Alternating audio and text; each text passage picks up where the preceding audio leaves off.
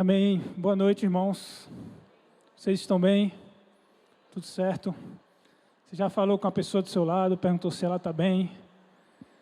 Se ela está precisando de alguma coisa, de dinheiro, pergunta aí para ela, por favor. E se ela tiver, se dispõe a ajudá-la, por favor, em nome de Jesus. Amém.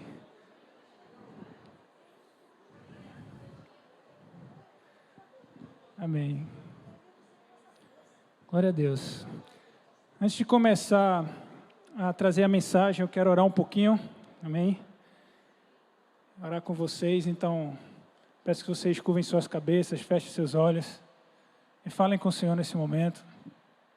Por favor, fale com Ele, não só escute a minha oração, mas também entre em sua presença, busque a sua revelação nessa hora, peça a sua misericórdia sobre nós, para que Ele escancare as portas dos céus pela sua graça e nos dê um ensinamento, uma exortação, uma disciplina, o que quer que seja, ó Deus, nós buscamos nessa noite, Senhor.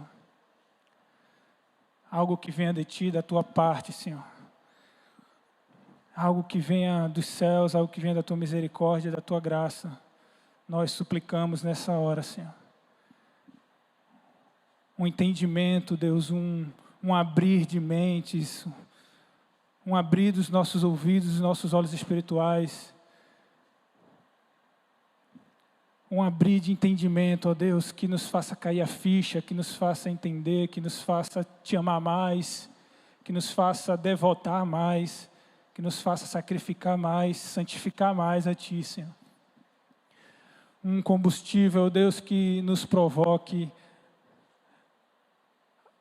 a colocar os nossos joelhos no chão e Te adorar de todo o coração, que nos provoque a acordar mais cedo, a dormir mais tarde, a comer menos, para poder Te buscar mais, para poder cumprir mais Teus chamados, o Teu propósito sobre nós, Senhor.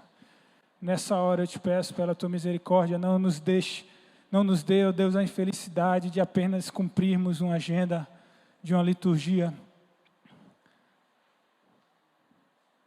de um culto que costumamos oferecer toda semana a Ti.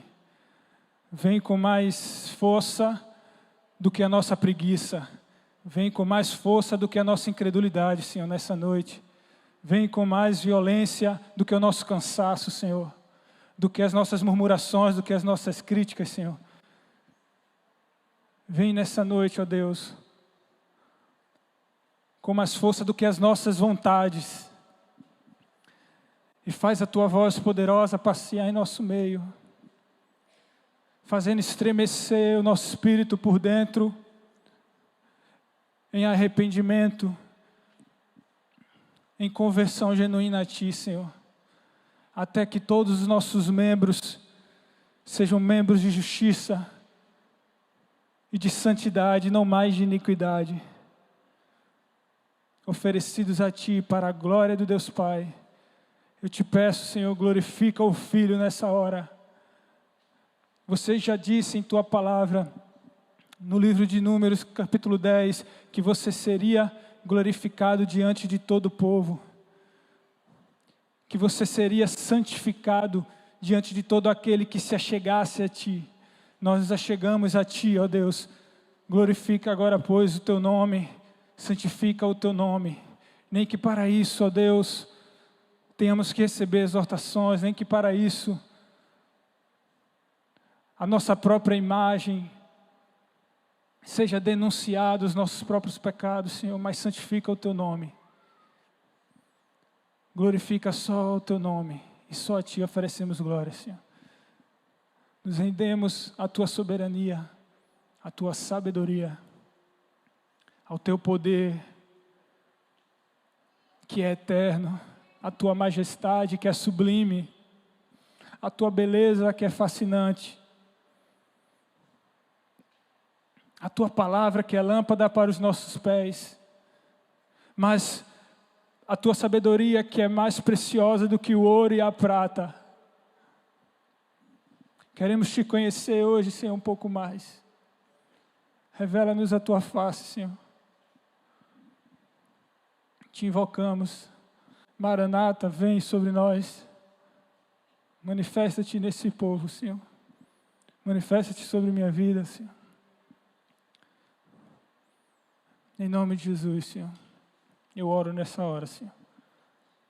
Amém. Amém, amém. Amém. Amém, irmãos. Glória a Deus.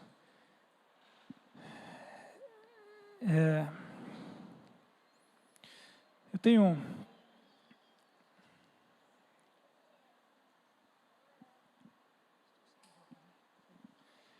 meditado esses dias muito um texto bem conhecido, bem famoso, que é sobre os heróis da fé, lá em Hebreus 11.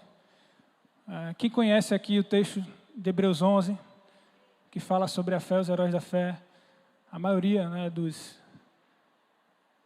dos crentes, dos cristãos, eles conhecem esse texto. E eu queria ler um pouco Hebreus 11 com vocês e falar um pouco do que o Senhor tem tocado no meu coração sobre a fé e sobre o testemunho da fé, né, dado por esses homens aqui e mulheres, homens e mulheres que são citados aqui nesse capítulo. Mas antes da gente ler Hebreus 11, a gente precisa ler Hebreus 10, porque o meu entendimento do que a Bíblia fala sobre a fé nesse capítulo específico, eu entendo que ela começa já a trazer esse entendimento, que é o que eu quero trazer essa noite, a partir do capítulo 10, versículo 32. O escritor ele diz assim: lembrai-vos, porém, dos dias anteriores, em que depois de iluminados sustentastes grande luta e sofrimentos. Obrigado por 2 respostas, já deu para ouvir daqui.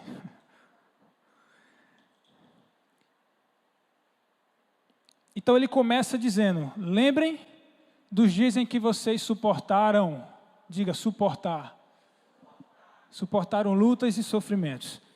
Aí ele diz: ora, expostos como em espetáculo, tanto de opróbrio quanto de tribulações. Obrigado.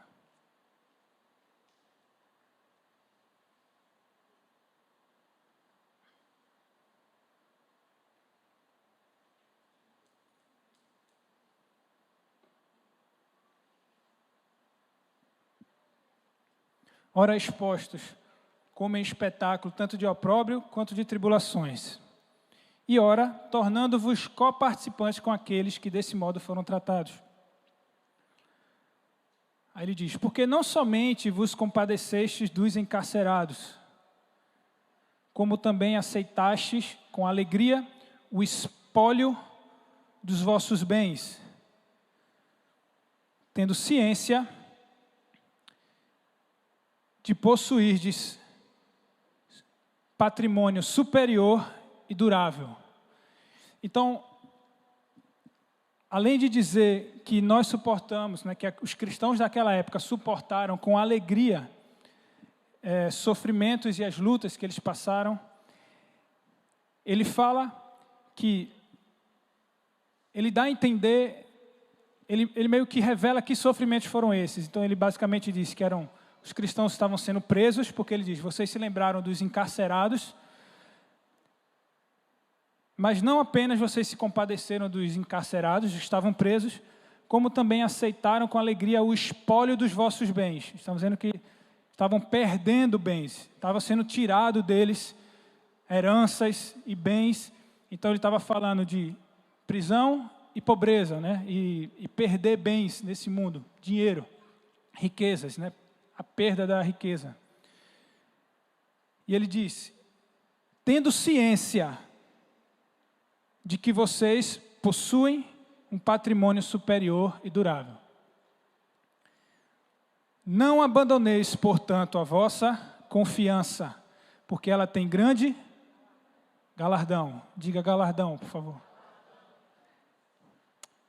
Com efeito, tendes necessidade de perseverança, para que, havendo feito a vontade de Deus, alcanceis a promessa. Porque ainda dentro de pouco tempo, aquele que vem virá, e não tardará. Diga aleluia. Todavia, o meu justo viverá pela fé. E, se retroceder, nele não se alegra a minha alma. Nós, porém, não somos dos que retrocedem para a perdição. Somos, entretanto, da fé, para a conservação da alma. Aí o capítulo 11, versículo 1 inicia. Ora, a fé é a certeza das coisas que se esperam.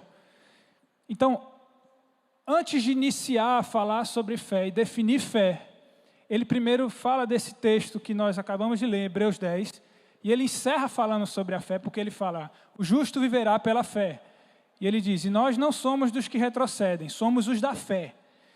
Então, a partir do momento que ele entrou no assunto da fé, e aí como ele citou a fé, e aí ele começa o capítulo 11 falando, ora, já que eu falei da fé, a fé é.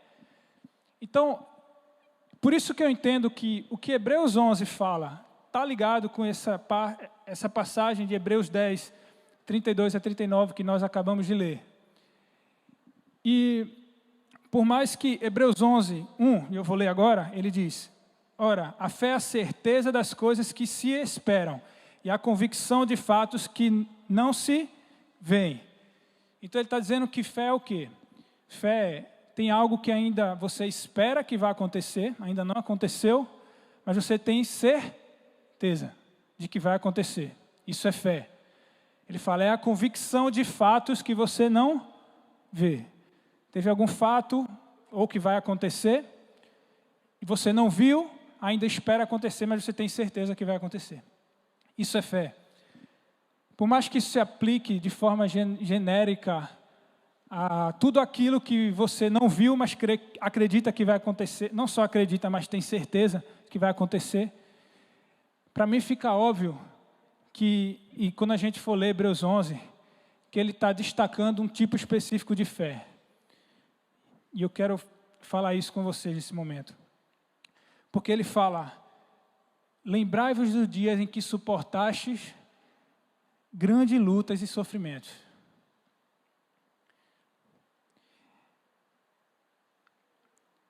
E ele fala que mesmo vocês sendo presos e perdendo dinheiro, vocês suportaram e permaneceram e perseveraram.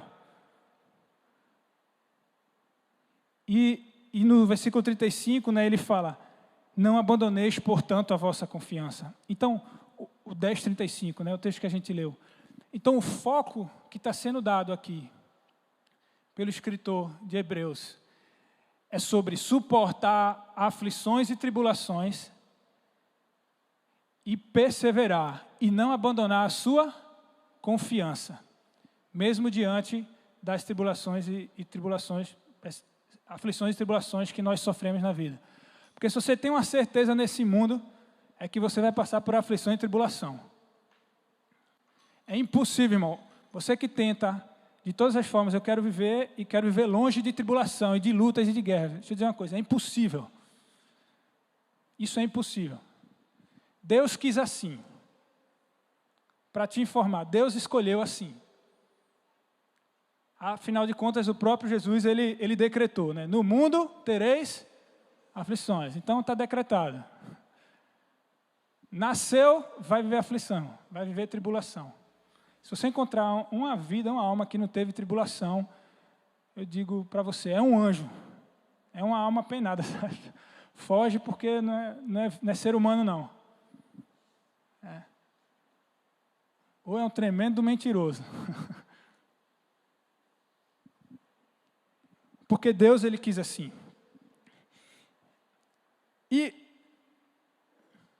ele fala, quando ele fala, não abandone a sua confiança, você tem necessidade de perseverança, diga perseverança, para que havendo feito a vontade de Deus, alcanceis a promessa.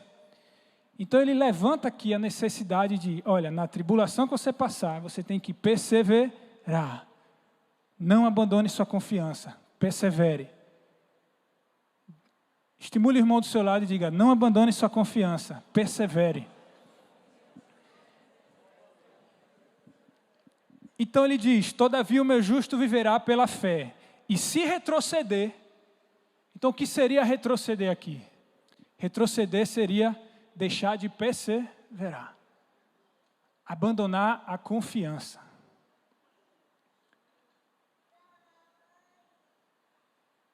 Ele fala, quem retrocede, quem perde a confiança, quem deixa de perseverar, nele não se compraz a minha alma. Nós, porém, não somos dos que retrocedem para a perdição. Somos, entretanto, da fé, para a conservação da alma. E então ele começa a falar sobre fé. Ora, a fé é a certeza de fatos que se esperam. É a certeza de coisas que se esperam e a convicção de fatos que não se veem. E ele começa a falar de vários testemunhos de fé. A partir do versículo 4, exemplos de fé, extraídos do Antigo Testamento, os primeiros heróis da fé. E eu vou ler um pouquinho, mas eu fiquei me questionando, né, se você for ler essas histórias desses homens e desses grandes heróis da fé,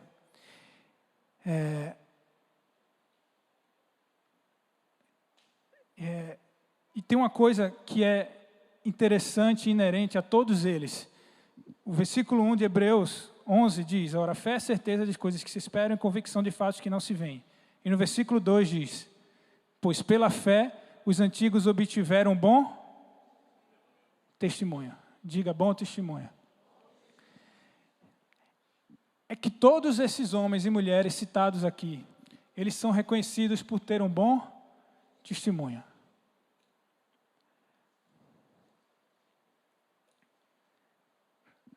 Agora,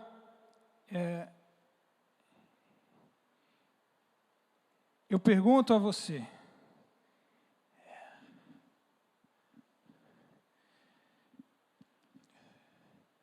o que seria para você um bom testemunho de fé? Qual é o testemunho da vida de alguém que o faria olhar para aquela pessoa e dizer, esse é um homem de fé, essa é uma mulher de fé? E é exatamente sobre isso que eu estava meditando esses dias.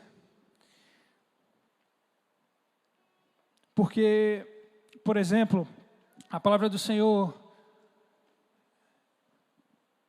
diz que nos últimos dias, muitos dirão, Senhor, Senhor, em teu nome não expulsamos demônio e curamos enfermos? Deixa eu pegar aqui um exemplo para você, Sansão. Quem é mais exemplo de fé para você, Sansão ou João Batista? É uma pergunta. Quem? João Batista. Alguém acha Sansão? Alguém acha Sansão um testemunho de uma fé maior que João Batista? Sim? Sansão maior de fé do que João Batista? Alguém mais? Não, entre João Batista e Sansão, por exemplo. Abraão é um bom nome também. Abraão, entre Abraão e Sansão. Abraão. Ih. Deixa eu perguntar uma coisa para vocês.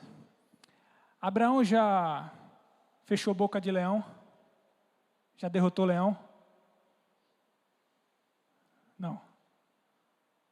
E inclusive aqui em Hebreus 11, no versículo 33 diz, os quais por meio da fé subjugaram reinos, praticaram a justiça, obtiveram promessas e fecharam a boca de leões. Sansão já. Abraão já derrotou 1000 homens de uma vez. Né? Quais foram os números que Sansão derrotou com uma só? Alguém sabe o número? Foi 1000 de uma vez? 1000. Abraão já fez isso? Isso é uma coisa possível, derrotar 1000 homens de uma vez? Isso é uma coisa impossível. Amém? Você conhece alguém capaz de derrotar 1000 homens de uma vez? Não, Sansão fez isso. Já viu um homem derrubar um prédio só empurrando as suas colunas com as mãos? Abraão fez isso? Abraão não fez isso. O que Abraão fez, irmão? Qual foi o milagre que ele que ele realizou? Ou João Batista, né, que foi outro que eu dizia aqui. Qual foi o milagre? Alguém consegue me dizer um milagre que Abraão fez?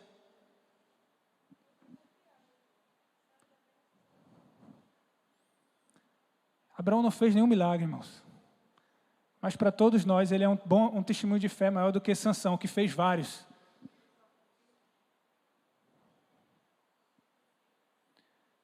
Porque, sabe qual é o testemunho de fé que Abraão deu para nós?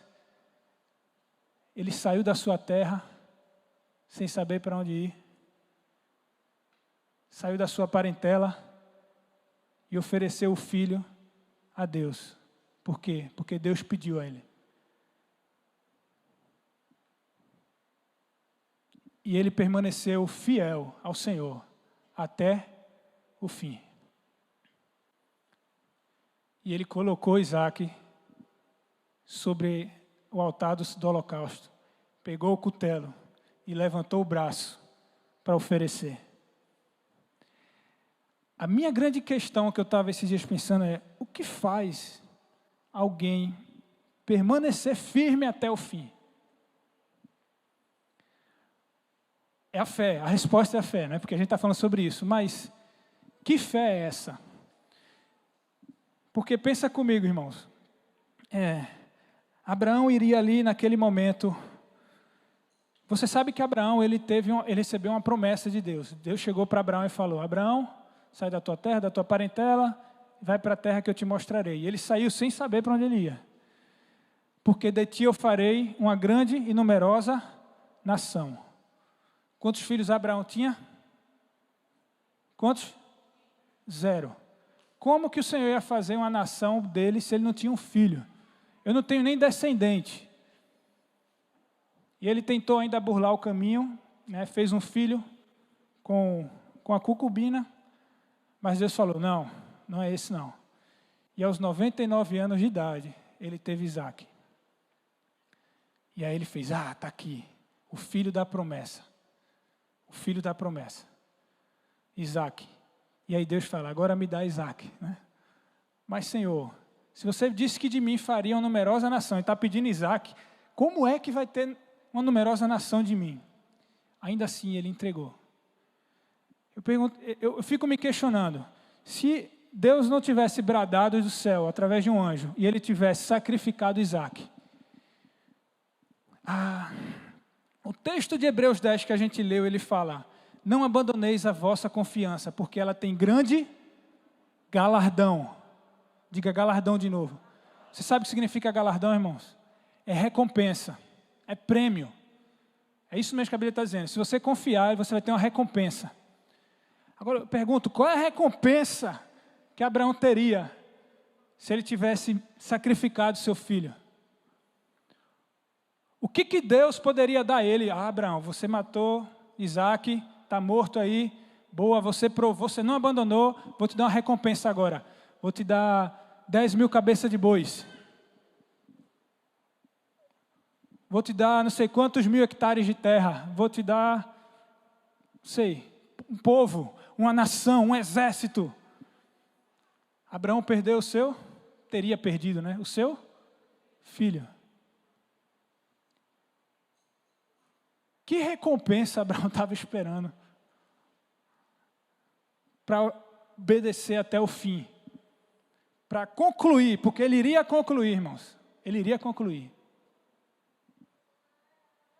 Abraão iria concluir. Ele não fez porque Deus bradou dos céus. Eu poderia citar outros irmãos aqui, por exemplo, Sadraque, Mesaque e Abednego, que inclusive a Bíblia fala também, em Hebreus 11, 34, fala: os homens que pela fé extinguiram a violência do fogo. Ele está falando de Sadraque, Mesaque e Abednego. Quem conhece a história de Sadraque, Mesaque e Abednego? Houve um decreto no governo naquela época e disse que toda vez que se tocasse, né, em tais e tais horas, o som, todo mundo deveria se dobrar e adorar a estátua lá do Deus deles. E Sadraque, Mesaque e Abednego falaram: não vou me dobrar a ninguém, a nenhuma estátua, porque eu só adoro ao Senhor Deus de Israel. E eles foram condenados à morte. Aí vem o momento em que a sua fé é provada. O texto de Hebreus 10. Não abandone a sua confiança, persevere, para que, havendo feito a vontade de Deus, você alcance a promessa. Ela tem grande galardão. O rei chamou Sadraque, Mesaque e Abednego e falou: se vocês não adorarem, não se prostrarem à estátua, eu vou lançar vocês na fornalha. E quem é o Deus que poderá livrar? Essa é a pergunta. Eles respondem: olha, se Deus quiser, Ele vai nos livrar. Mas se Ele não quiser, não nos dobraremos. Sadraque, Mesaque e Abednego tinha fé naquele momento? Tinha fé? Mas a fé é o quê? É a ser. Eles tinham certeza de que iam ser livres, libertos que o Senhor ia livrá-los? Eles não tinham certeza, porque eles falam, se não, se botou um se, não é mais certeza, irmão. Ou não, ou estou errado. É diferente de Elias, né? Que Elias, certeza absoluta que Deus ia responder com fogo. Ele fala, ó, pode jogar água aí nas pedras. Ele zombou, Elias zombou. Mais de 500 profetas de Baal, ele zombou deles. Ele falou, ora mais alto ao teu Deus, ele deve estar dormindo. Ele zombou. Ele falou, ele deve estar se limpando no banheiro. Ele falou isso. 500 profetas de Baal, o teu Deus deve estar no banheiro, deve estar se limpando agora. Ora mais alto. Isso é uma certeza. E ainda falou, pode jogar água aqui à vontade, porque Deus vai responder com fogo do céu. Agora Sadraque, Mesaque e Abednego não. Sadraque, Mesaque e Abednego falaram, olha, se Deus quiser ele livra, mas talvez ele não queira. Eu não sei se ele vai me livrar. Mas mesmo que ele não me livre, eu não me prostrarei.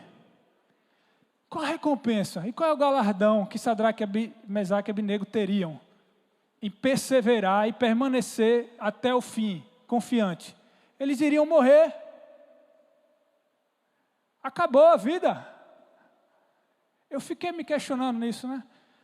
O que pode nos motivar a permanecer confiantes, a permanecer firmes com a confissão de esperança, fiel ao Senhor, até o fim, até a última gota, até o último suspiro? Porque ele promete uma promessa e um galardão a quem o fizer. Mas Sadraque, Mesaque e Abednego teriam morrido. Que promessa eles teriam recebido? Que recompensa eles teriam? Vocês já estavam mortos, já estariam mortos. O céu, oh glória a Deus. Mas a resposta é exatamente essa, irmãos. O céu, o galardão que o Senhor tem para mim e para você é o céu.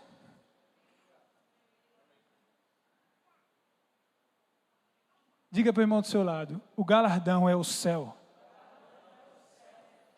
Isso está escrito em Hebreus 11, porque quando ele fala dos patriarcas, por exemplo,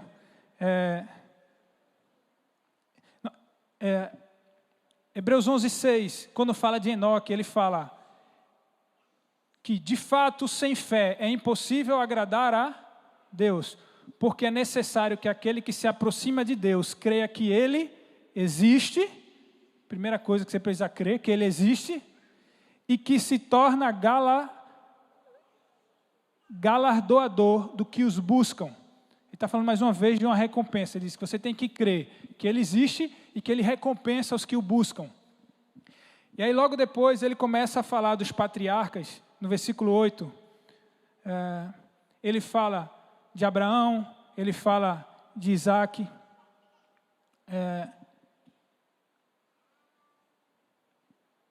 Ele fala de Abraão e Sara. E depois no versículo 13 ele diz, todos esses morreram na fé, sem ter obtido as promessas, vendo-as, porém, de longe e saudando-as e confessando que eram estrangeiros e peregrinos sobre a terra, porque os que falam desse modo manifestam estar procurando uma pátria. E se na verdade se lembrassem daquela de onde saíram, teriam oportunidade de voltar. Mas agora aspiram a uma pátria superior, isso é, uma pátria celestial.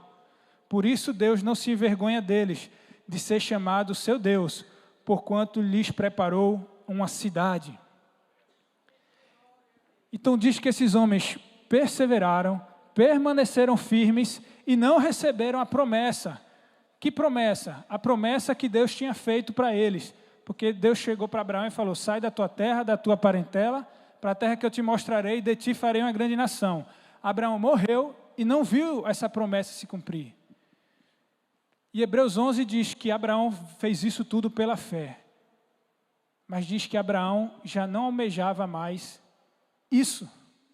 Abraão não desejava uma terra prometida e uma nação feita onde ele seria pelo seu nome.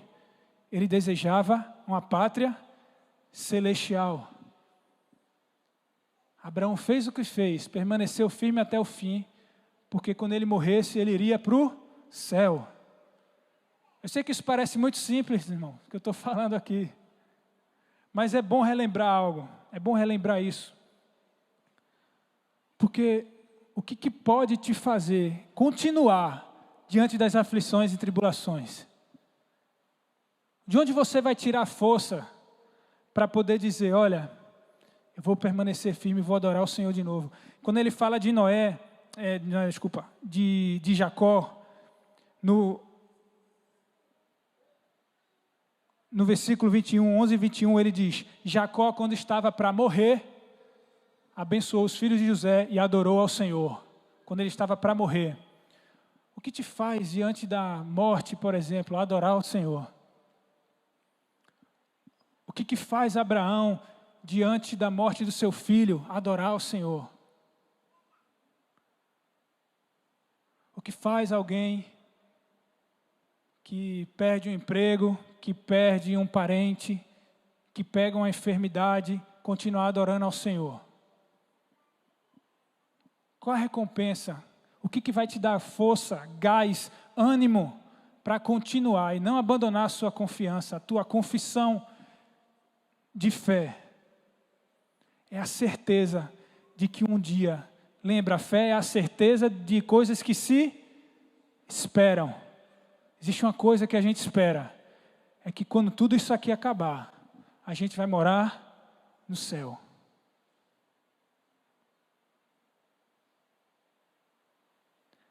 A base da fé dos heróis da fé aqui de Hebreus 11 é essa. Não era uma certeza, eu tenho uma certeza de que Deus ele vai me dar um reino, de que Ele vai curar a minha enfermidade, de que Ele vai ressuscitar aqui um morto. Apesar de muitos milagres, eu não estou querendo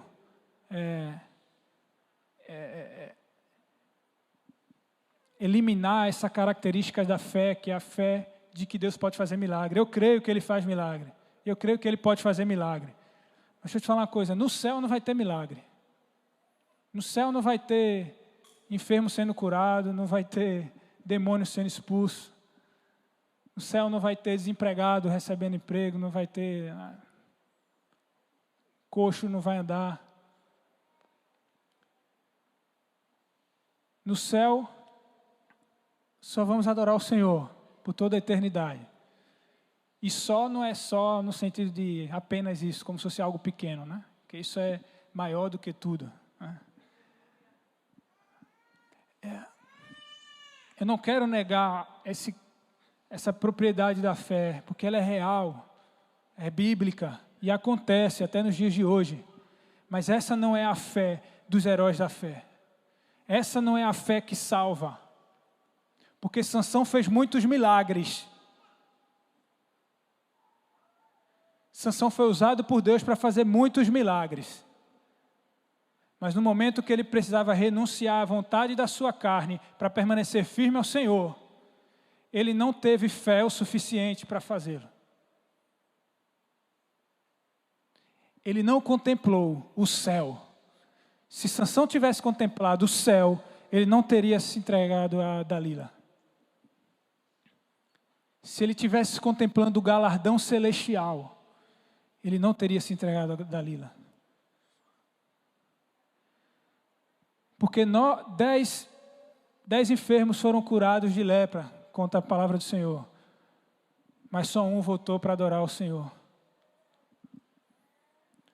O milagre, observar o milagre, ser usado por um milagre, não é a fé que te salva, não é a fé que te faz dar um bom testemunho.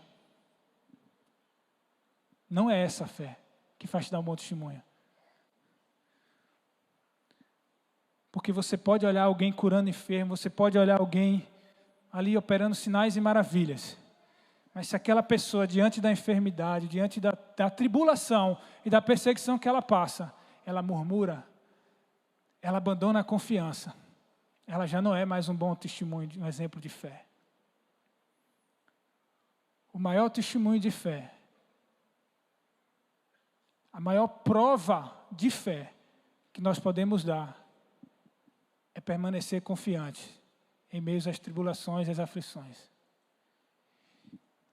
E eu percebi que o texto de Hebreus 11, quando ele vai citando aqui, quase todos que ele vai citando, tem uma situação em comum entre eles.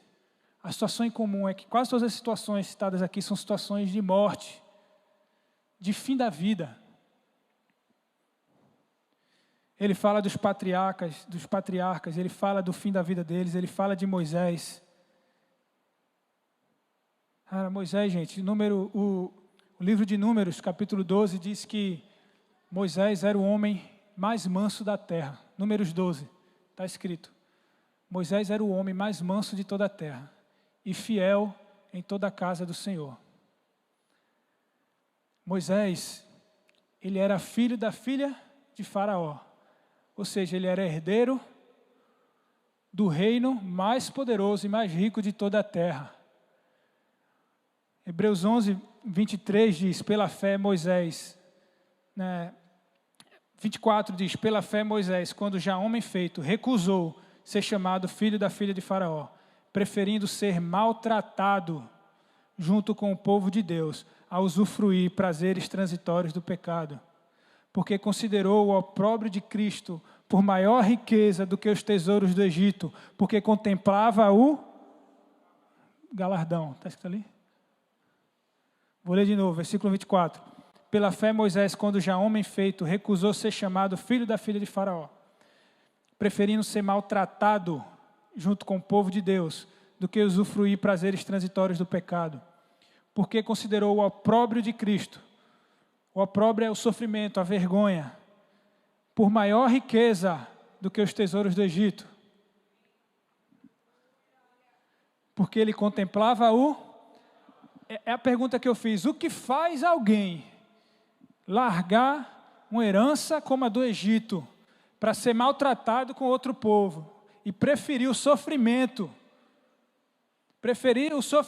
e ser maltratado, e andar no deserto, morar no deserto durante 40 anos, do que viver num palácio de ouro, ter o que ele quisesse, desfrutar da vontade que ele quisesse. O que Moisés quisesse, ele teria. Se ele quisesse alguma comida, ele teria. Se ele quisesse mulheres, ele teria. Se ele quisesse matar alguém, ele matava. Se tivesse com raiva de alguém, mata aquele ali, ele mata. O que leva alguém a largar tudo isso para sofrer, para ir para o deserto? E no fim de tudo, ele não entrou na terra prometida. Passou 80 anos da sua vida dedicado a uma missão, a um sofrimento. Passou por tudo que tinha que passar.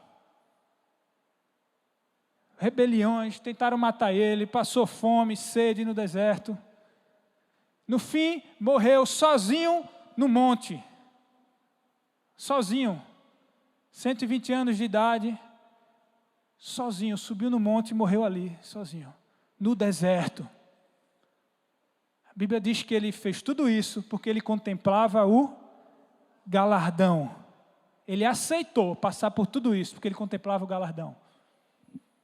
Que galardão? O céu.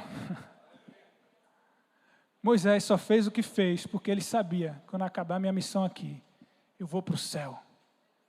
Esses são os heróis da fé. Quem são os heróis da fé?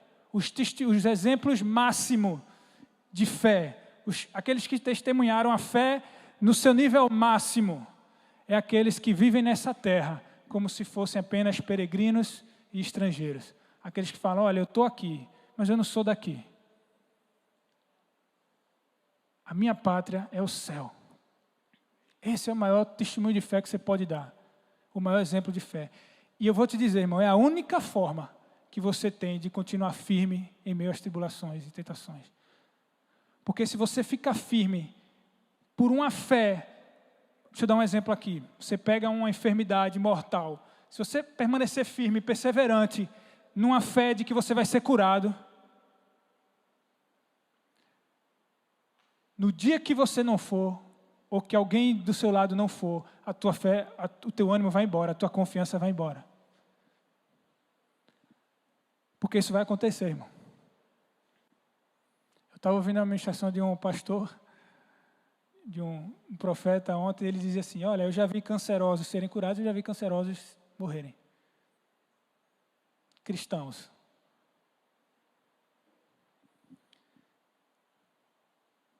Se você ao passar na tribulação, uma aflição, seja ela qual for, a tua perseverança se dá na esperança de que aquilo vai passar, pode ser que passa, mas pode ser que não passa.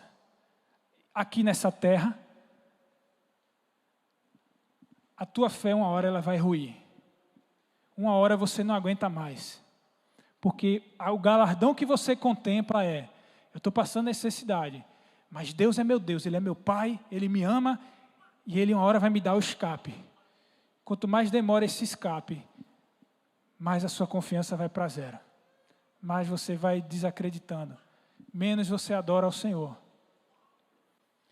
Então eu vim aqui não para te dizer que, irmão, vai passar. Eu não estou dizendo que eu não creio que vai passar e que Deus pode dar livramento. Ele dá, Ele faz, irmãos, Ele faz.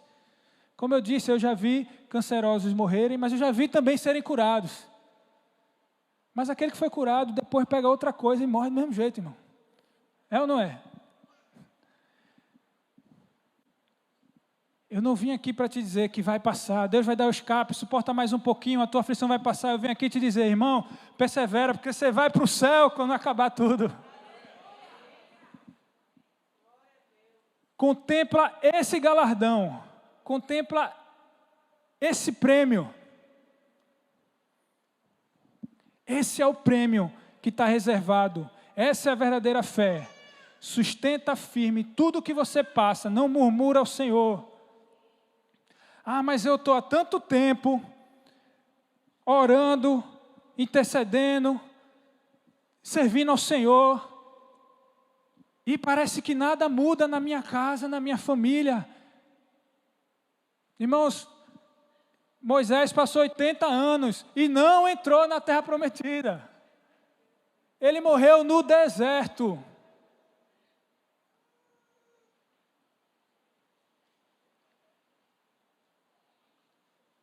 Se você espera servir ao Senhor, orar, ler a Bíblia, jejuar, esperando que Ele vai te dar algo nessa terra apenas, Ele é poderoso para dar? Ele vai dar, Ele vai. Mas Ele também não vai dar, também não. Sabe como a Bíblia te classifica? E me classifica, se você pensar assim, como o homem mais miserável da terra. Isso está escrito, sabe aonde? Para ninguém dizer que eu estou mentindo. 1 Coríntios 15.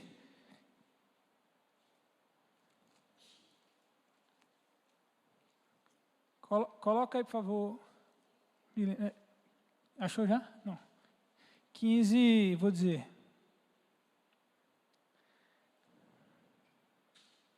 (19) Se a nossa esperança em Cristo se limita apenas a essa vida, somos os mais infelizes, e outra tradução diz, miseráveis, homens de toda a terra. O que Paulo está falando aqui? Ele estava falando sobre ressurreição, porque estava levantando naquele meio, naquela época, alguns que diziam, não existe a vida eterna. Naquela época, aqui, no meio dos cristãos, no meio dos crentes, estava levantando aqueles que dizem, não existe vida eterna. Nós seguimos a Deus porque Deus vai nos dar algo aqui mesmo. Deus vai dar aos judeus um reino aqui nessa terra, era a crença deles. Eles acreditavam que eles estavam esperando o Messias Isso, né, até hoje existem judeus que creem dessa forma. Não é para a vida vindoura, não é para o céu, é para essa vida mesmo. Aí Paulo ele fala, olha, se não existe ressurreição, se não existe vida eterna, toda a nossa fé é em vão. Paulo ele fala, se você não está esperando viver no céu, tudo isso que a gente faz foi em vão. Todo o meu sofrimento, todo o meu que eu estou passando aqui é em vão, porque eu estou fazendo tudo isso para morar no céu. Vocês lembram o que ele disse em Filipenses 1? Ele diz assim, Paulo, porque o viver para mim é Cristo e o morrer é?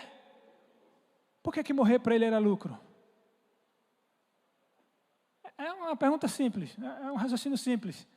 Por quê? Ele responde depois.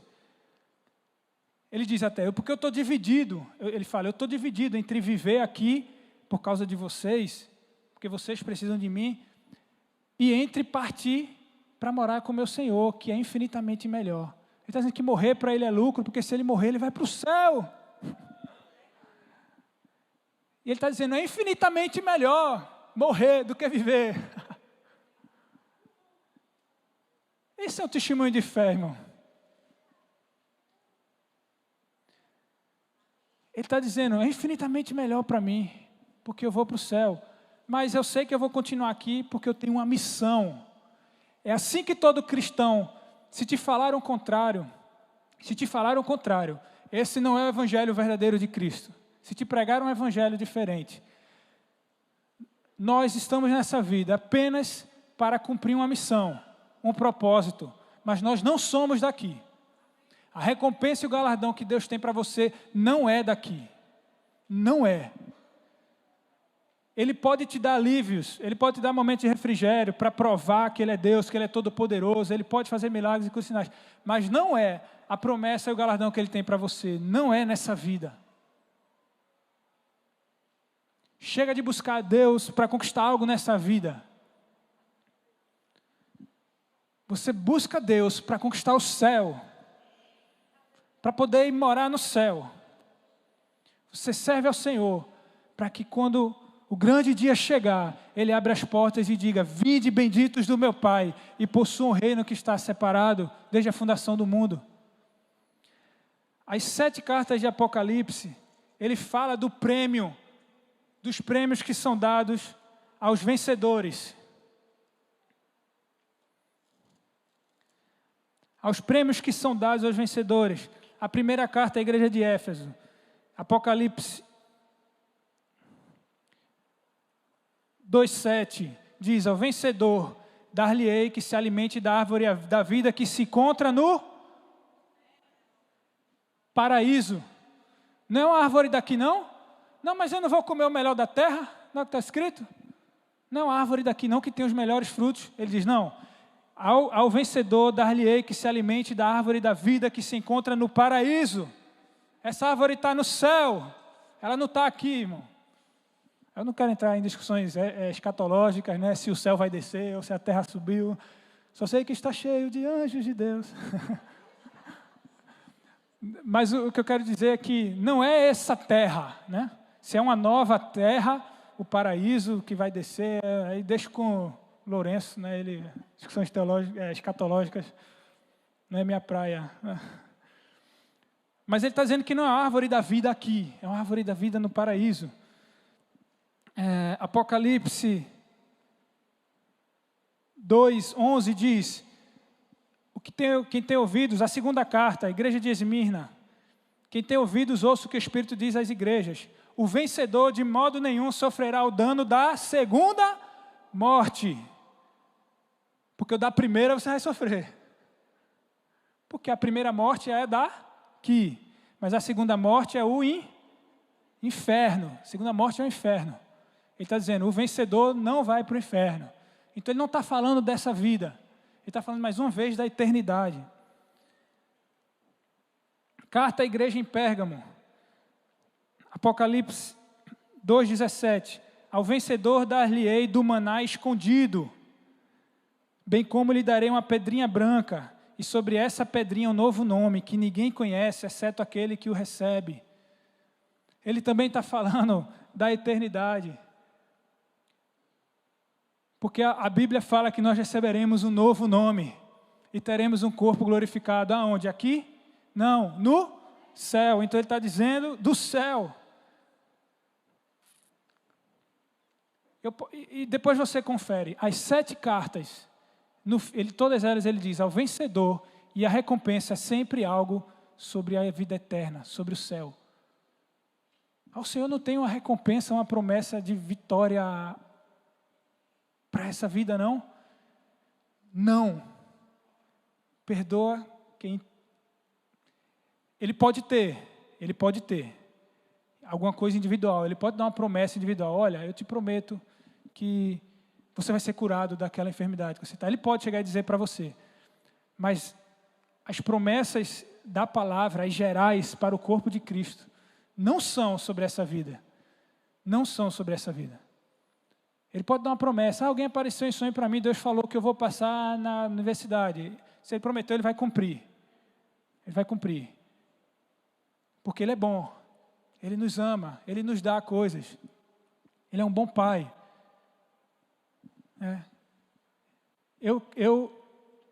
Mesmo com meu filho fazendo às vezes coisas erradas, obedecendo, mas eu gosto de dar presente para eles. Eu gosto de dar. Mas o que eu estou mais preocupado com a vida do meu filho não é se ele tem um brinquedo, se ele tem o que comer, mas é se ele vai permanecer fiel, se ele vai ser, quando adulto, um homem que ama ao Senhor mais do que tudo. Mas eu dou coisas para ele. E Deus é a mesma coisa, Ele nos dá. Ele pode fazer uma promessa particular para você, para o seu irmão aí do seu lado, Ele vai cumprir. Mas as promessas bíblicas são sobre a eternidade. No Antigo Testamento, Ele prometeu ao povo de Israel e se cumpriu, eles possuíram a terra.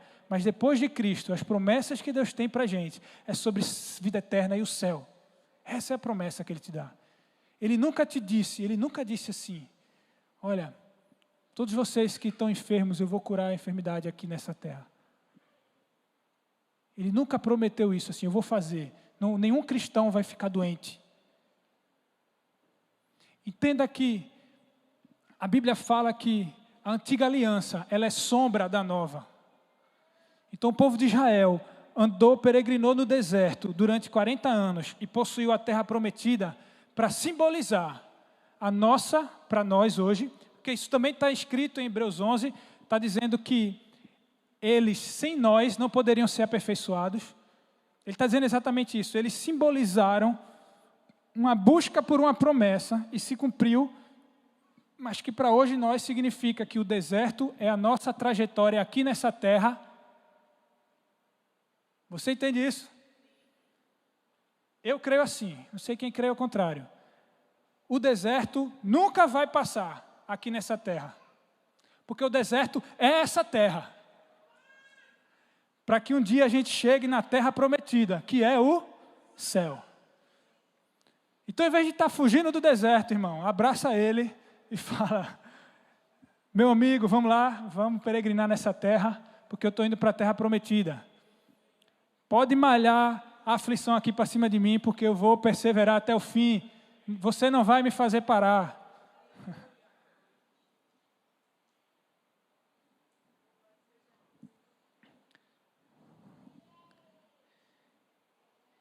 E as cartas de Apocalipse falam, ao vencedor. Quem é o vencedor? 1 João 5,4 diz, essa é a vitória que vence o mundo, a vossa fé.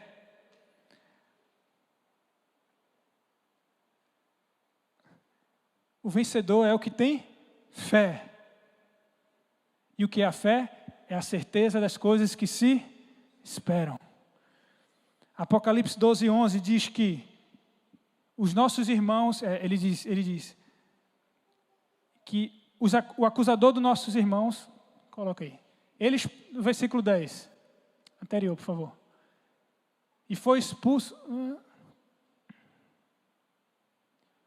vou ler aqui da parte B, pois foi expulso o acusador dos nossos irmãos, o diabo, o mesmo que os acusa de dia e de noite diante do nosso Deus.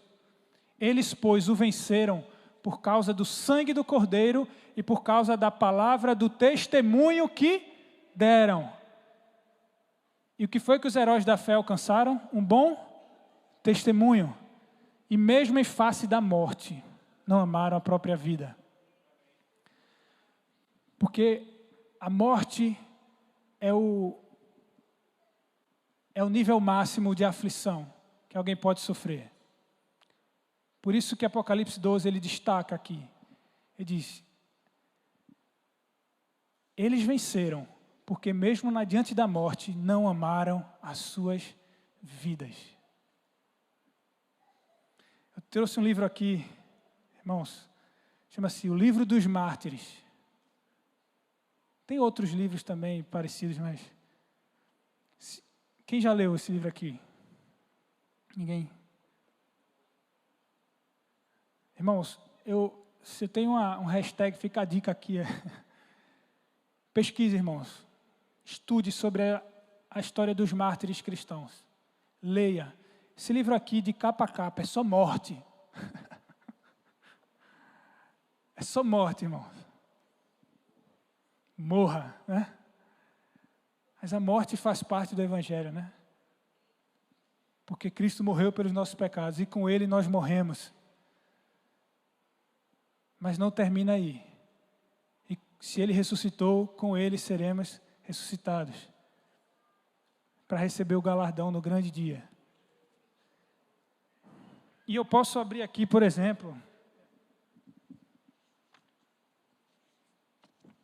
para você ter uma ideia do nível aqui. Eu estou gostando de contar a história, né, disso. A senhora Cicely Ormes, essa jovem de 22 anos de idade, estava casada com o senhor Edmund, um tecelão de St. Lawrence, Noruega. Quando morreu Miller e Elizabeth Cooper, ela disse, a senhora Cicely Ormes disse que desejava compartilhar do mesmo cálice que eles beberam. Porque ela disse isso, ela foi levada à presença do chanceler. O chanceler a teria liberado, porque ela estava presa, sobre a promessa de ir à igreja e guardar as crenças para si mesmo. O chanceler falou, olha, você está proibida de pregar sobre a sua crença, sobre o cristianismo. Você quer ser cristã, pode ser, mas você vai guardar em oculto para você. Senão você vai ser presa, vai ser torturada. Aí ela disse, tá bom. Ela aceitou. Mas como ela não estava mais disposta a consentir com isso, ela se sentiu envergonhada por ter aceitado ficar calada quanto ao Evangelho, mas ela voltou para lá e disse, não estou mais disposta a isso. Ele disse que mostraria mais indulgência para com ela do que para as outras pessoas, por ela ser uma mulher ignorante e insensata. A essas palavras ela respondeu que, por mais que você desejasse me dar o perdão, a sua carne pecaminosa não consegue superar o desejo que você tem de me oferecer uma batalha de tamanha importância. O chanceler então pronunciou a sentença de condenação. E no dia 23 de setembro de 1557, ela foi levada à estaca, às 8 horas da manhã. E diante de todos, diante da estaca para ser morta, ela proclamou a sua fé perante os presentes, colocou a mão na estaca e disse, bem-vinda à cruz de Cristo. Ao fazê-lo, a sua mão ficou cheia de fuligem.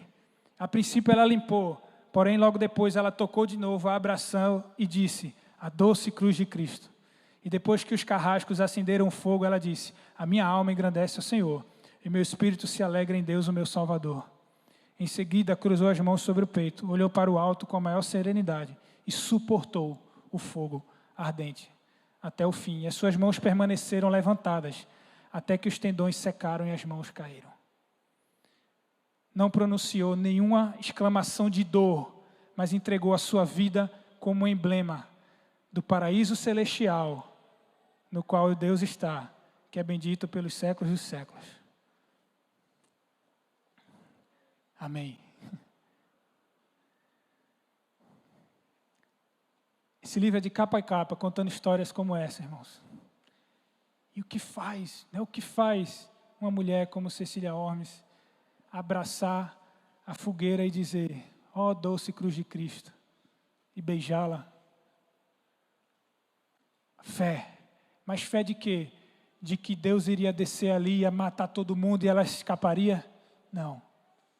A certeza de que depois dali ela iria para o céu. É a única forma que você tem de perseverar. Porque as aflições são dolorosas, irmãos. Não é fácil enfrentar uma doença mortal. Não é fácil ver um ente querido partindo. Não é fácil passar necessidade. Não é fácil ser perseguido.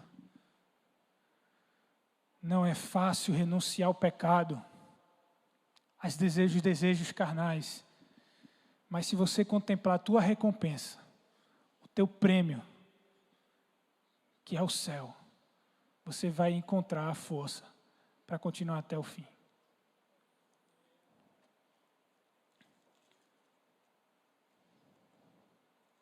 Por isso que Hebreus 11,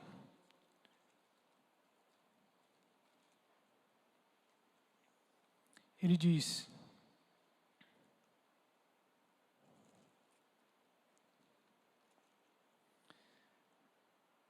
versículo 32, o que mais eu direi?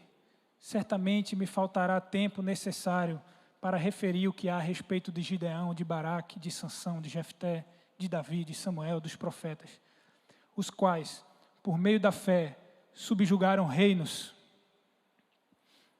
E ele pode estar falando aqui de Josué e dos juízes, por exemplo, que subjugaram reinos, Davi e outros. Praticaram a justiça. Ele pode falar de Davi, de Salomão, do rei Asa, do rei Josafá, do rei Joás, do rei Ezequias, que foram homens que praticaram a justiça. Obtiveram promessas. Ele pode estar falando de Abraão com respeito ao seu filho Isaque. Ele pode estar falando de Salomão. Fecharam a boca de leões. Ele está falando aqui de Davi, de Sansão, de Daniel, que venceram leões. Extinguiram a violência do fogo. Ele pode estar falando aqui de Sadraque, Mesaque e Abednego. Escaparam ao fio da espada. O rei Davi escapou lá em 1 Samuel 18. Elias em 1 Reis 19. Eliseu em 2 Reis 6,15. Escaparam ao fio da espada. Da fraqueza tiraram força. Ele pode estar falando de Gideão, por exemplo. Ele pode estar falando do rei Ezequias e do rei Josafá, que enfrentaram guerras onde os inimigos eram mais fortes do que eles e venceram.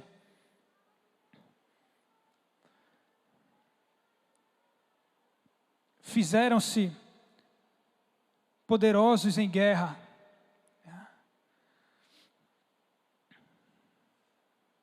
Mulheres receberam seus mortos pela ressurreição.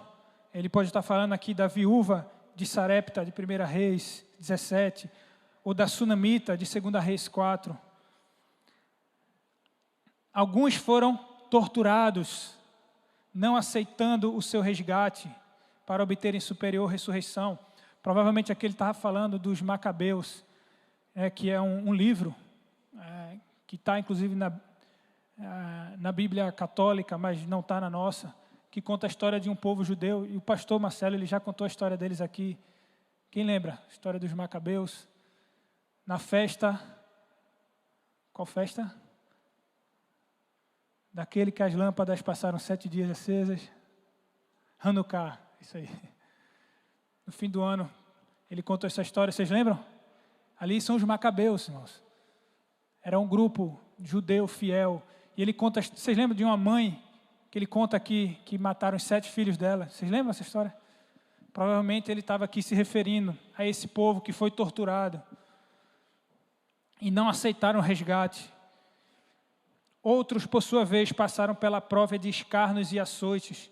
Sim, alguns até de algemas e prisões. A gente poderia botar aqui Jeremias, José, Eliseu, o profeta Micaías, que muitos não conhecem, mas está na Bíblia. Ele foi torturado pelo rei Acabe.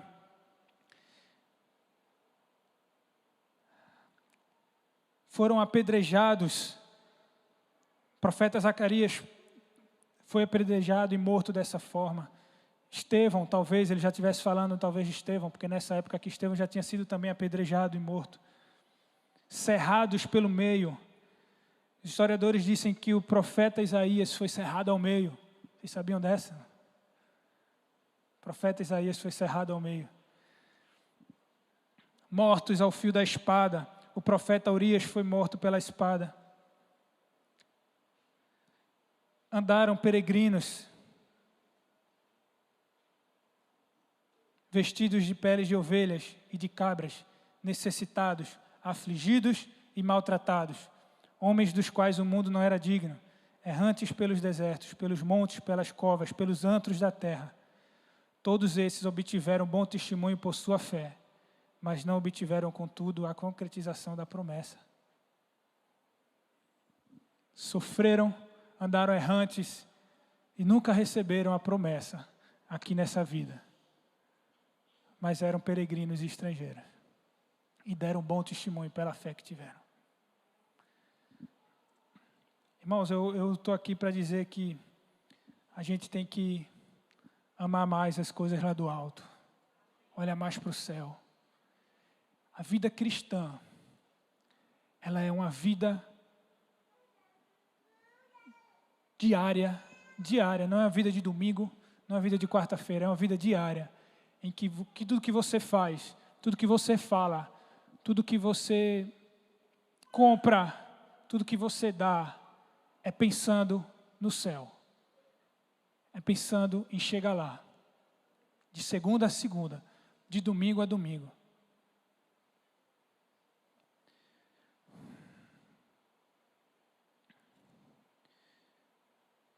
2 Timóteo 2,6, eu quero ler esse texto também, antes de... Paulo, ele diz assim, já perto da sua morte, ele fala,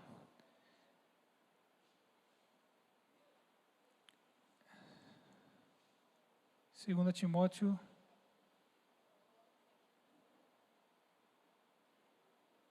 calma, não é esse não.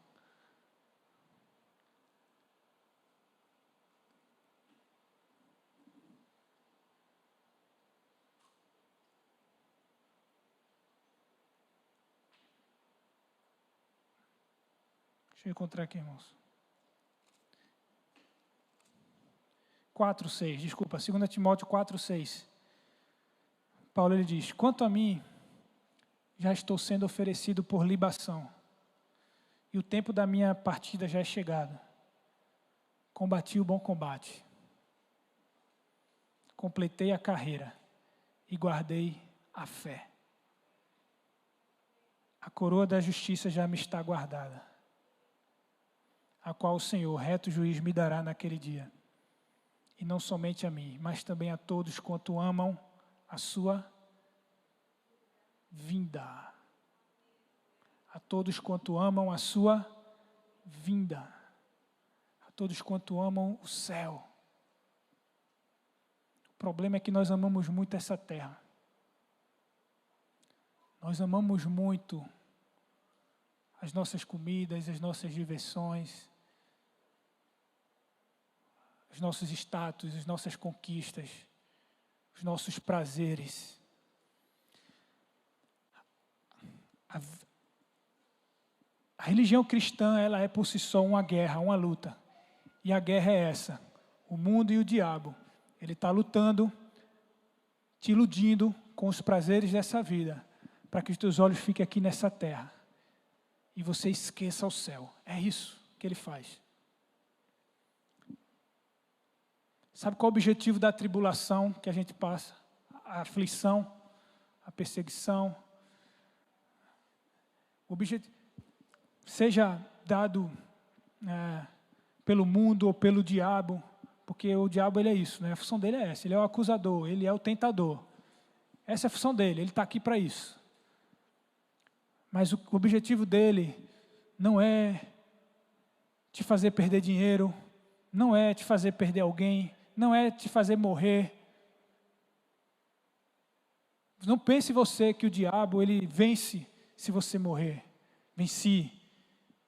Ele pegou a enfermidade, ele perdeu o emprego. O diabo está rindo. Não. O diabo está rindo da minha cara porque eu estou passando isso aqui. Não. O objetivo dele é te fazer desistir.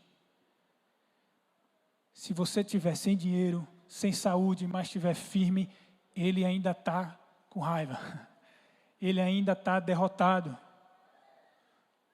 Vocês lembram do testemunho da jovem Martina que eu contei da outra vez? Quem lembra? O objetivo daquele prefeito não era matá-la, era fazê-la se dobrar. Ele queria curvá-la para dizer assim, não, tá bom, chega, eu não aguento mais. Eu nego a Cristo.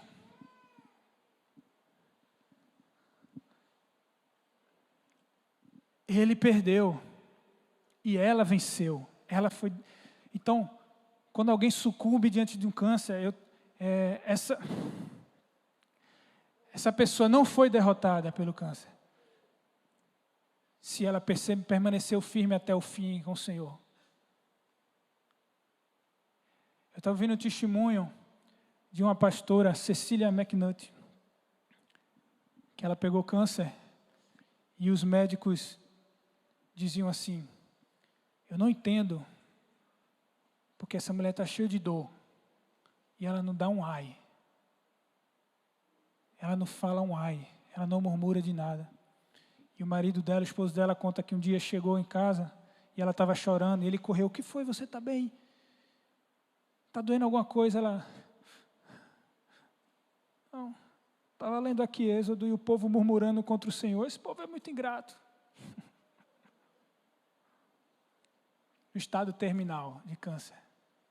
Ela chorando porque o povo era ingrato ao Senhor. E ela carregando um câncer que atiraria a sua vida, e tirou.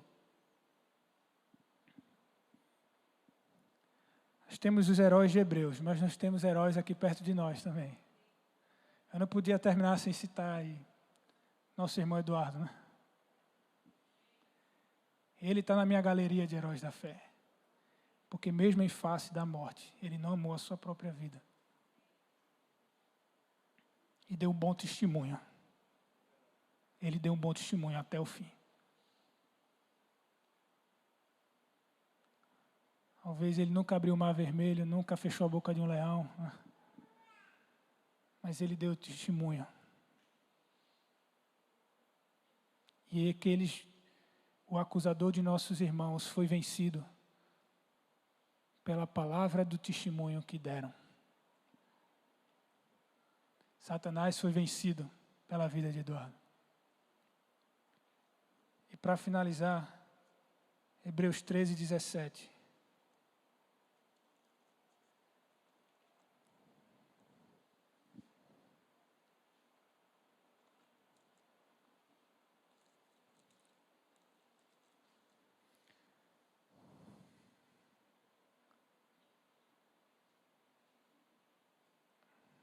Não, 13, 7. Acho que não é 17, acho que é o 7. Isso. Hebreus, ele passou o capítulo 11 falando dos heróis da fé. E aí no capítulo 12 eu não li, mas ele começa a nos exortar. Ele fala, agora vocês, olha para esses aí. Agora vocês precisam perseverar mais. E no capítulo 13 ele conclui falando, lembrai-vos dos vossos guias, os quais vos pregaram a palavra de Deus. E considerando atentamente o fim da sua vida, a morte deles, imitai a fé que eles tiveram. Então eu quero finalizar para vocês dizendo, imitem a fé de Abraão, imitem a fé de Moisés, imitem a fé de Davi, de Gideão, mas imitem a fé de Eduardo, André, imitem a fé de Cecília McNutt. Atentem para o fim da vida deles, como se encerrou a vida deles. Imitem a fé que eles tiveram. Não se permita mais retroceder. Lembra que a gente leu em Hebreus 10? Se retroceder, nele não se compraz a minha alma. Não se permita mais retroceder. Olhe para as coisas do alto. Colossenses 3:1 diz, se ressuscitamos com Cristo, aqueles que ressuscitam com Cristo, buscar as coisas lá do alto, onde Cristo vive. Pensai nas coisas lá do alto, está escrito, pensai nas coisas lá do alto. Ao acordar amanhã, depois de amanhã, o que você pensa, pelo que você se esforça, pelo que você trabalha, tem que ser, essa é a fé verdadeira em Cristo, tem que ser pelas coisas lá do alto. Busque as coisas eternas, busque o céu, busque conquistar o céu.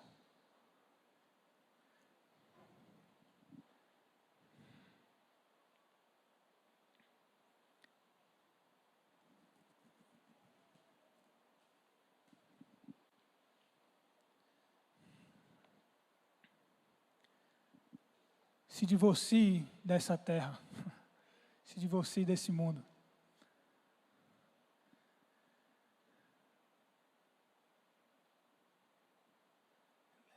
E lembre-se que ao vencedor, dar-lhe-ei que possa comer do maná escondido, da árvore da vida. Ao vencedor, aquele que permanecer firme até o fim. Amém? Então, quando você estiver enfrentando alguma aflição e tribulação, contempla o teu galardão. Quando você estiver diante de uma tentação e um pecado, contempla o galardão. Porque você vai encontrar algo pelo qual se sustentar, em que vai valer a pena o teu sacrifício, em que vai valer a pena a tua renúncia pelo Senhor. Amém? O próprio Jesus, ele fez isso, irmãos. Em Isaías 53, quando fala do sofrimento de Cristo. Que Cristo, quando estava perto de passar pelo sofrimento, irmãos, ele falou assim para Deus: Pai, se possível, passa de mim esse cálice. Não estava fácil não, irmão. Ele suou sangue. Ele estava tamanha agonia. Tamanha agonia. Alguém já suou sangue aqui? Já ficou tão agoniado ao ponto de suar sangue? Não? Então você nunca enfrentou uma agonia semelhante à de Cristo. Todas as aflições que você passou já na vida, nenhuma se comparou a dele. Ele falou: Pai, se possível, afaste de mim esse cálice. Mas ele permaneceu até o fim. Sabe por quê? Isaías 53 diz que ele contemplou o fruto do trabalho dele e se alegrou. Isaías 53 está dizendo que Jesus ele só foi e suportou até o fim porque ele contemplou o fruto que ele ia receber. E o fruto foi que Deus o exaltou sobremaneira. Ele deu um nome que está sobre todo nome, para que ao nome de Jesus se dobre todo o joelho na terra e toda língua confesse que Ele é o Senhor. Além, claro, da salvação da minha e da sua vida. E de poder conquistar para Deus Pai uma família de muitos irmãos semelhantes a Ele. Ele se apegou no prêmio que ele receberia para poder suportar tamanho sofrimento. Então, se você olhar para essa terra, você vai sucumbir. Se você olhar e buscar recompensas nessa terra, você vai fracassar na fé, irmão. Escuta o que eu estou falando. Se você buscar o Senhor para receber recompensas nessa terra, a sua fé vai ruir uma hora. Você vai desviar. Eu não estou profetizando não, isso vai acontecer, irmão, porque é assim. Porque se a tua esperança está nessa vida, você não vai aguentar tamanho sofrimento, tamanha dor. Olhai para Ele, olhai para o alto, onde Cristo vive. Lá não haverá dor, nem choro, nem ranger de dentes. Lá está o nosso galardão. Lá está o prêmio da soberana vocação.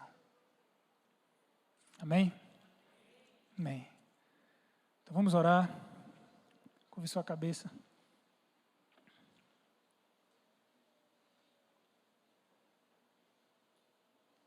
Vamos orar, adorar o Senhor, professar nossa esperança.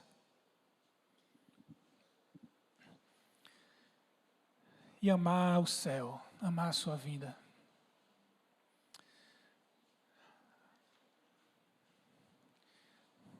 Sabe, eu disse para você curvar a cabeça, mas os últimos capítulos de Mateus, Jesus ele fala sobre o fim dos tempos. Mateus 24, 25. Em Mateus 24 ele fala de todas as dores, o princípio das dores, todas as tribulações que vão acontecer. E ele fala, mas aquele que perseverar até o fim, esse será salvo. Em Mateus 25 ele conta a parábola das 10 virgens, as 5 virgens prudentes e as 5 virgens loucas. A diferença entre elas era uma só, irmãos. A diferença entre elas era que as 5 virgens prudentes viviam para o casamento. Elas viviam, tudo o que elas faziam era pensando no casamento. Enquanto que as 5 virgens loucas, tudo o que elas faziam era pensando no agora, no hoje. Porque no agora era, o noivo ainda não chegou. O momento era, o noivo está atrasado. E não há nenhum sinal de que ele está chegando. E elas viveram como se eles não fossem chegar naquele momento.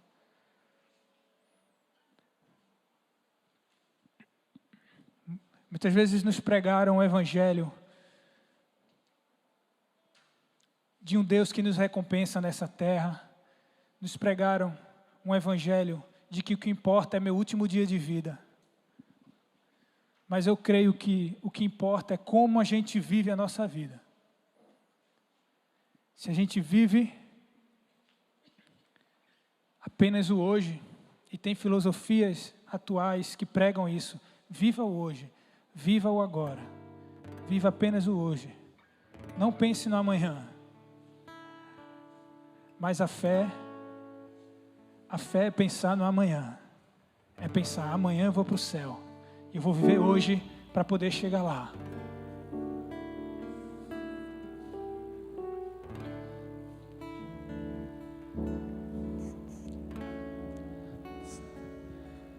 As 5 virgens prudentes, por mais que o noivo não estava lá, elas continuavam se adornando.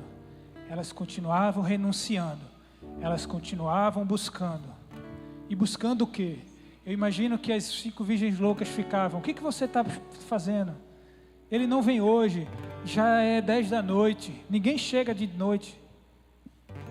Todo mundo só chega de tarde. Naquela época não havia energia elétrica, não havia energia, não havia luz de noite. Ninguém chega na cidade à noite, ele não tá vindo de noite, ele só vem amanhã. Por que você está perfumada? Por que você tomou banho? Por que você está renunciando? E eu imagino elas no coração delas, porque eu sou peregrino nessa terra. Eu estou vivendo aqui, mas só me interessa o dia que ele chegar. E eu estou já preparada. Eu já estou adornada. Eu já estou santificada. Porque eu estou aqui, mas só pensando no dia que ele chegar. Eu vivo para esse dia. Eu respiro para esse dia. E todos os dias nós acordamos. E o mundo, o diabo, nosso adversário, ele quer nos distrair. Ele quer nos fazer por um momento esquecer que nós vivemos para esse dia. Mas assim como a alva, a sua vinda é certa. Assim como a alva, a sua vinda é certa. E ele vem para buscar uma noiva adornada, pura, santa e sem mácula, que derramou sangue e sacrifícios para poder apresentar a si mesma, a Ele, agradável.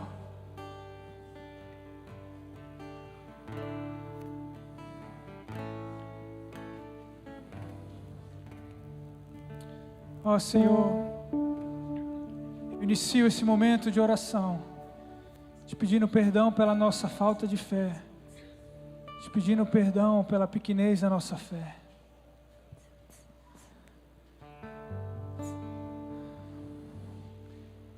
E Deus, eu não quero jamais diminuir, nem, ó Deus, desmentir o caráter da fé que opera milagres, sinais e maravilhas. Não, pelo contrário, eu creio nisso e eu busco isso de todo o meu coração. Eu busco de todo o coração e eu sei que eu preciso de mais fé quanto a esse respeito, Senhor. Mas ainda mais, eu preciso de uma fé. Pode parecer óbvio, Senhor, mas muitos de nós cristãos vivemos como se você não fosse voltar, como se não existisse vida eterna. Muitos de nós cremos em nosso coração assim, por mais que professemos o contrário. E essa é a verdadeira loucura da igreja. Essa é a verdadeira loucura, porque se Ele está vindo,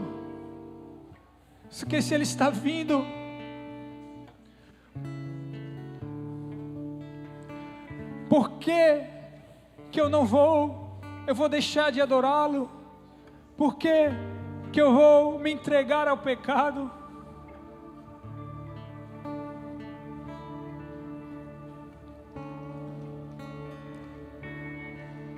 Pai, o livro de Hebreus 11, quando diz que a fé é a certeza das coisas que se esperam, Ele está focando no céu, Ele está focando na pátria celestial, Senhor.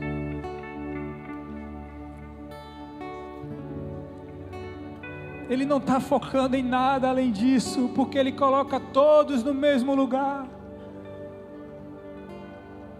Os que morreram pela enfermidade, os que venceram a enfermidade, os que escaparam ao fio da espada e os que morreram ao fio da espada, todos estão postos no mesmo lugar, porque não é sobre o livramento de Deus, mas é sobre a confissão deles de esperança até o fim. Mesmo em face da morte, eles professavam, oh Deus, e todos os dias a nossa fé é posta em prova, é questionada.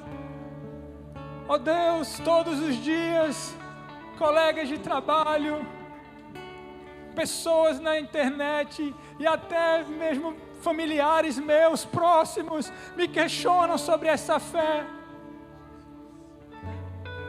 Como aconteceu hoje mesmo, me questionaram: você crê mesmo no que está escrito nessa palavra, nessa Bíblia? Tudo que vocês fazem vale a pena? Essa foi a pergunta que me fizeram hoje, Senhor.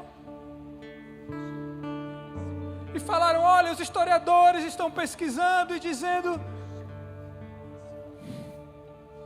a nossa fé é posta em prova todos os dias. Você realmente crê que há um céu? Porque a base de toda a fé cristã é essa: que Deus existe, que Ele está no céu, e que nós estamos afastados dEle, e não podemos morar com Ele. Mas em Cristo Jesus, Ele fez um caminho, e nós podemos ir para lá. Tudo se resume a isso. Não, mas e esse mundo, e essa terra, e as nossas coisas aqui? Nada disso é relevante na mensagem do Evangelho. O que importa é que nós estamos aqui, Ele lá, e nós precisamos chegar lá de alguma forma. Ensina-nos, ó Deus, a viver como peregrinos e estrangeiros, porque o peregrino, ele não gasta toda a sua força no lugar onde ele está, porque ele não é dali. Não faz sentido por um peregrino gastar todo o seu dinheiro, todo o seu recurso naquela cidade, naquela terra, porque ele vai embora dali. Uma hora ele vai embora, ele não pode ficar preso ali, porque se ele ficar preso ali, isso vai atrasá-lo, vai distraí-lo para o seu objetivo final. E nós estamos peregrinando nesse deserto, e tem que ser assim, ó Deus. porque você escolheu assim, para provar a nossa fé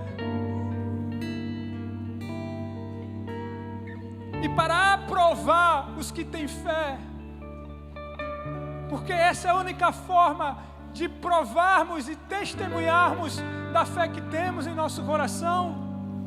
Não existe outra forma. É por isso que tem que ter aflições e tribulações no mundo, tem que ser assim. Glórias a Deus, porque é assim.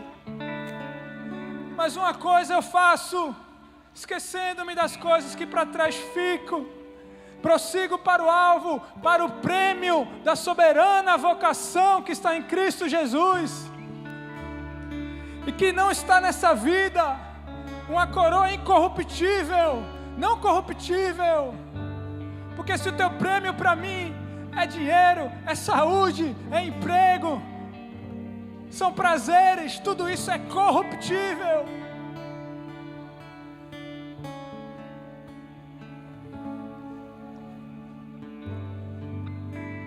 Ensina-nos a amar o céu e a sua vinda mais do que tudo, ó Deus.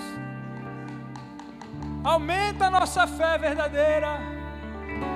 Não nos deixe esquecer do céu todos os dias. Quiseram por algum período matar a mensagem que fala da vida eterna, como se houvesse interesse em nós. Eu só sirvo ao Senhor para chegar ao céu. Sim, é por isso mesmo que eu te sirvo, porque eu quero ir para lá, ó Deus, viver contigo eternamente, porque estar contigo é infinitamente melhor do que os bens transitórios dessa terra. Eu não quero subir para ser julgado como ímpio. Eu não quero o fogo do inferno, eu quero o fogo da tua presença.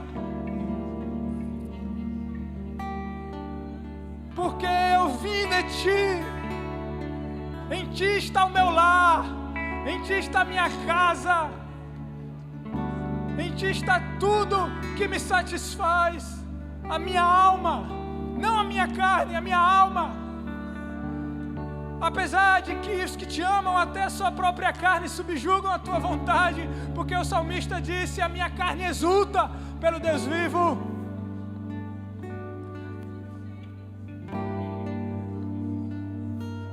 Paulo, ele clamou: estar com Cristo é infinitamente melhor. É infinitamente melhor. De tudo que você pode me dar, não há nada melhor do que a vida eterna, que você já me deu em Cristo Jesus.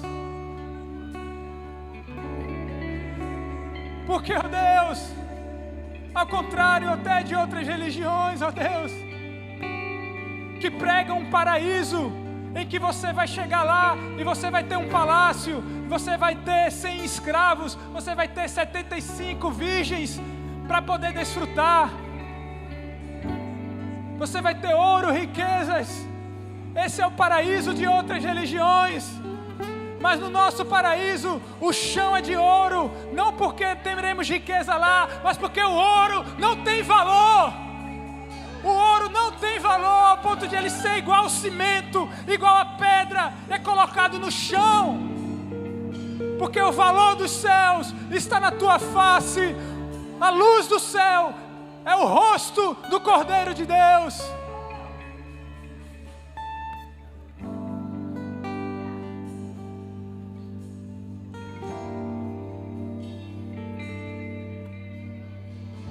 É para lá que estamos peregrinando, é para lá que estamos indo.